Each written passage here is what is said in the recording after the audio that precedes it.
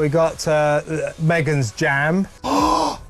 Enjoy from Meghan! Oh my gosh! Meghan Markle's products from her brand As Ever. Mediocre. Like I very much suspected, the premium you are paying for these products, which I feel like are overpriced, is simply because Meghan is a duchess. No other reason. She wrote that like. Look at that! Did you guys see it? Enjoy from Meghan. As ever. John, I know you're nice. You don't like to make fun of people. How dumb is that name? Jar of non-jam, because it's actually only allowed officially to be called fruit spread because there's not enough fruit in it. So Meghan Markle's jam, preserves, spread, sauce, whatever you want to call it, her fruit in a jar has hit the market. It has made it to consumers. Meghan Markle hasn't poisoned me. I feel like Meghan Markle saw Link Lauren and my address on the shipping and probably put rat poison in the food. Meghan Markle will release champagne? Champagne from France? Or is it going to be champagne from some random company that is non-labeled and Meghan is just going to slap her label on it? Yes. Meghan put out a handful of products back up on her website, and I took a look at the site several hours later. Meghan Markle hard launched her lifestyle brand As Ever with a line of artisanal foodstuffs that sold out in under an hour. But we got our hands on the raspberry spread. So here's another red raspberry jam from Stonewall Kitchen. And then from Wegmans, we have red raspberry preserves. Let's see how they all line up. She's hawking her marmalade, and her friend Oprah just put it on her most favorite things, Maureen. Oprah loves the marmalade so much. It's a favorite of hers that came across totally organically. Some of the packaging I feel like is profoundly cheap. There's one in particular thing that I'm like, wow, she really missed out on not doing this, because even the cheap stuff I have downstairs also has this branding trait, but Meghan went the cheap route. I get that she's really proud of her spindly cursive, but this just doesn't look good. As many of you pointed out, the E being lowercase just looks so insane on a label. Right, here we go. The magic moment. It is very thin, I'd say that, but there are a few lumps in it. Let's go.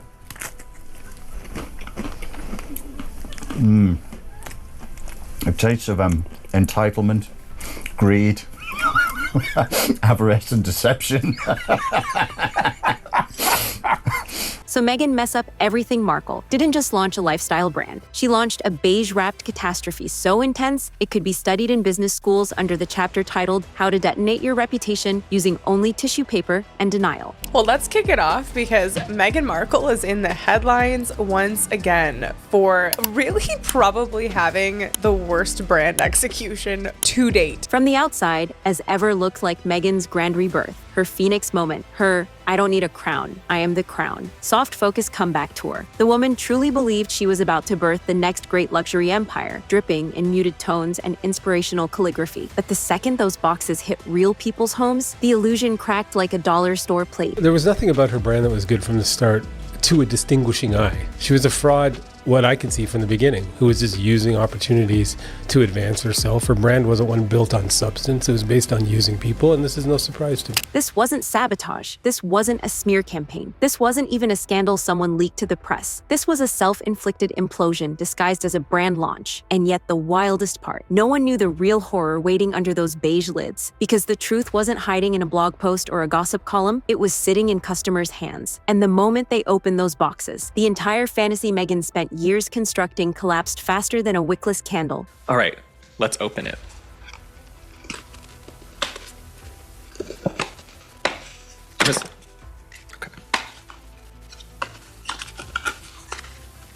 Okay, this is what it looks like.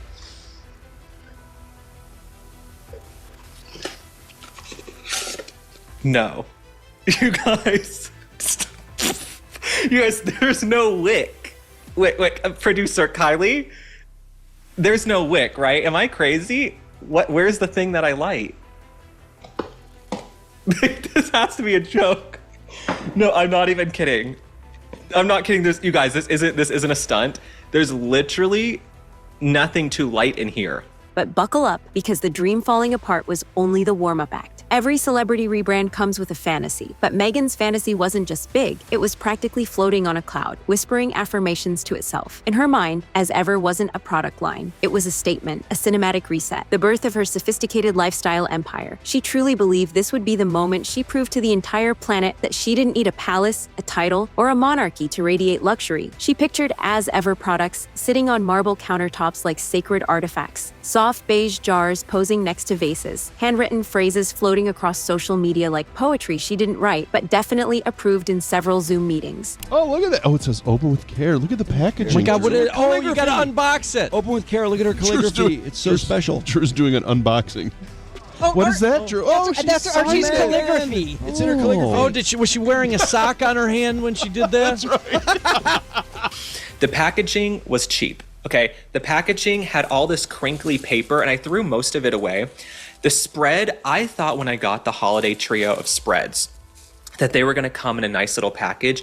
They were basically wrapped in this cheap, crinkly paper and thrown in a box. This wasn't eggshell white packaging. This was identity building. This was, watch me become Goop 2.0, but with a splash of Martha Stewart style I borrowed temporarily. But here's the thing about illusions. They get exposed the minute someone looks too closely. And that moment arrived the second customers began unboxing the products that Meghan thought would solidify her empire. What they found inside was the start of a disaster she never saw coming. Meg's brand has been plagued with one problem after another, many of which were easily avoided. But the recent issues of having to refund some of the apricot soup purchases, once again, same problems she had the first time around. The boxes arrived like rogue diplomats of doom. Customers opened them expecting luxury, the kind of detail and refinement Meghan bragged about for years. Instead, what they discovered looked like a rushed Etsy shop run by someone who printed the labels in the dark. Let's break it down. Thin tissue paper that looked like it came free with a newspaper. Labels slapped on like someone's toddler had a go at it. Jars so light they felt hollow. Luxury wasn't just missing, it had filed a restraining order. And the flowers, Meghan's signature, whimsical botanical fantasy. Those showed up dried, sad, crunchy, and visibly begging for help. It tastes like straw. It tastes like straw. Okay, this is a no for me also. This is an absolute no. I would not pay $15 for this crap. Then came the taste tests. Tea that smelled strong but tasted weak, like someone bottled disappointment and called it artisanal. Spreads with textures that confused everyone. Too runny to be spreads, too thick to drink, too expensive to enjoy. Cookie mix that made buyers say, wait, you want me to supply half the ingredients for this price? The beige aesthetic that had looked soft and elegant online. In person, it looked like someone forgot to finish the prototype. And that's when the mocking began. Reaction videos, unboxings filled with laughter, shock, and the occasional pity. Overall, guys, what I will say about the packaging is that it looks cheap, especially the tea. I feel like these tins are very cheap. And for somebody who is obsessed with packaging, Meghan Markle, did you know that this sticker is crooked? I believe it's also crooked on the back here. Yeah. So it's one of these things where if you are claiming to put out, you could say, somewhat a premium product, if you are claiming to want to elevate the everyday, you might want to make sure your manufacturer knows what they're doing. People struggling to understand how something priced like a luxury brand arrived looking like a clearance shelf casualty. Meghan's team brushed off the refunds at first. Totally normal, they said. But the truth was already simmering, because once people saw what was inside those boxes, they couldn't unsee it, and the return wave was only getting started. Refunds began trickling in, then climbing, then skyrocketing like a fire alarm nobody bothered to turn off. But refunds weren't even the worst part. The most damning detail? Many customers didn't even open the products before returning them. It's Sussex Sprinkles. Sussex Sprinkles. I am so excited because I have been looking forward to receiving Sussex Sprinkles. It's going to taste like potpourri. Yeah, we don't know yet. Perfectly sealed jars, untouched tissue paper. People saw the packaging and said, yeah, no, I'm out. But then came the moment that transformed this brand failure into a full-blown historical event. The candle with no wick. Not one, not two. Multiple customers reporting candles missing the literal thing that allows a candle to exist. A wickless candle is not a defect. It's a confession. Meghan heard the news and froze. Because you can explain a crooked label, you can debate flower aesthetics, you can argue about minimalism versus cheapness, but you cannot, under any circumstances, defend a candle that does not light. Some desperate moves to sell As Ever, and reviews coming in as apparently she's selling a candle without a wick. And inside her team, it was DEFCON 1. Emergency emails, supplier excuses, factories claiming they weren't inspected thoroughly, PR people clutching their laptops whispering, please don't let this go viral. But the wickless candle didn't just go viral, it became the mascot of the entire catastrophe. When I ordered Meghan Markle's products, earnestly, in good faith, you guys know I sat down to try them. I tried the spreads. I thought the strawberry spread was fine. I had some friends come over and try the raspberry spread. They thought that was actually okay too.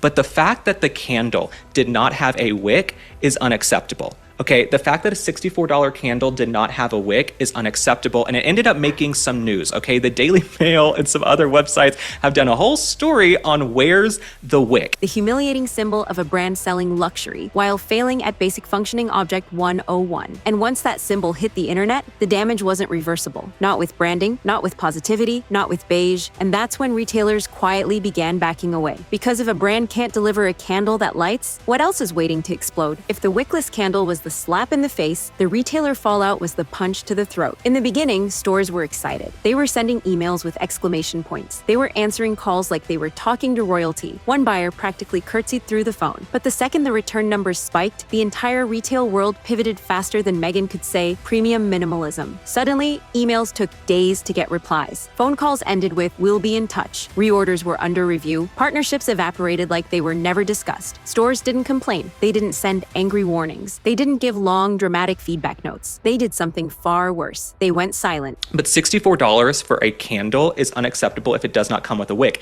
Now, like you guys, why is there a hole? Okay, I've spoken to several candle makers the last few days who've reached out to me. Either they poured too much wax and there's a wick down in there, or it was broken off, or it broke off somehow. None of this is adding up to me. So I actually tried to get a refund, but when you go to Meghan Markle's website for her brand As Ever, it says they don't do refunds for the type of products that they sell.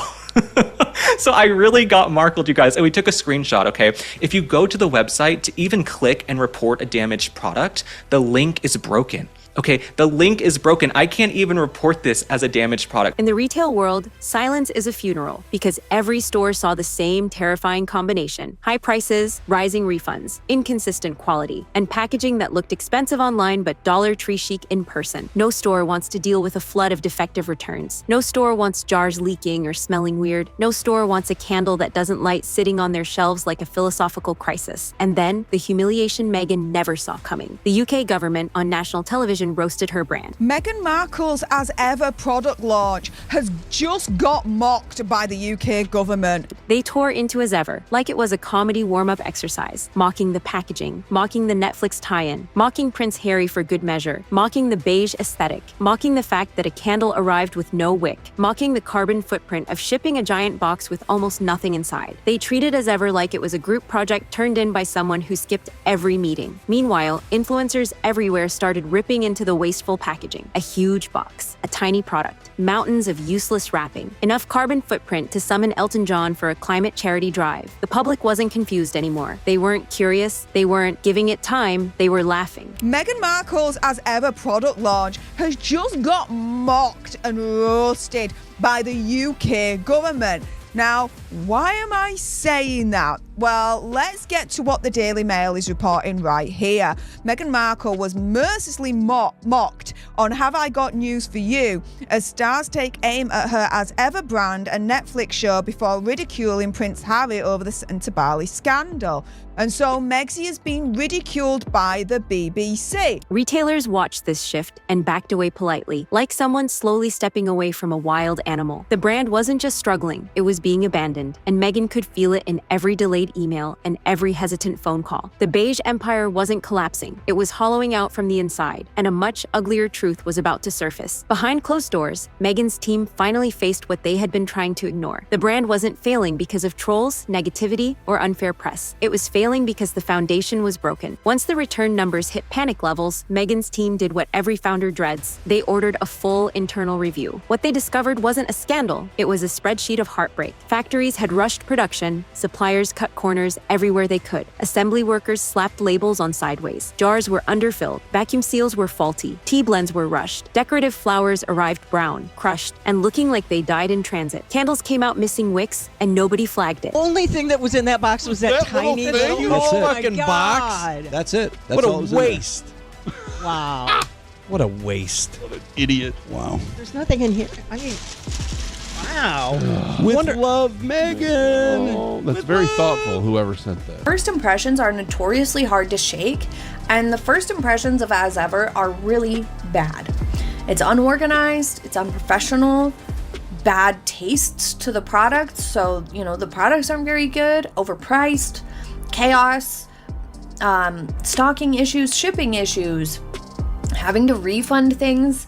It's not looking good. This wasn't one mistake. This was a symphony of incompetence, and it destroyed Meghan's most carefully curated persona, her obsessive attention to detail. For years, she built her image on noticing tiny things, the kind of woman who saw what everyone else missed. But when it actually mattered, the details betrayed her. Her empire didn't crumble because the world was against her. It crumbled because the quality wasn't ready for the spotlight she demanded. I would not probably pay $36 for this. It does not taste excellent. It's nothing groundbreaking. The review team hesitated before delivering the final recommendation, the one Meghan never imagined she would hear this early. Pause production, reassess everything, start over. And while Meghan was still processing the internal disaster, something far more painful was happening outside, because the final blow didn't come from factories or retailers. It came from the people Meghan needed the most. Here's the coldest truth in the lifestyle market. You can market a dream, you can sell an aesthetic, you can curate a narrative, but customers decide if that dream survives. And the customers delivered their verdict. Return boxes started piling up like tombstones. Some contained half-used products, some were untouched, some were carefully reassembled because people felt embarrassed for even trying. Some had notes, brutally honest, not insulting, just devastating. Didn't feel premium, didn't justify the price, looked better online, expected more for the money. And then came the detail that humiliated the brand. Customers didn't hate the concept, they hated the execution. I'm nervous. Yeah, no, did she poison it?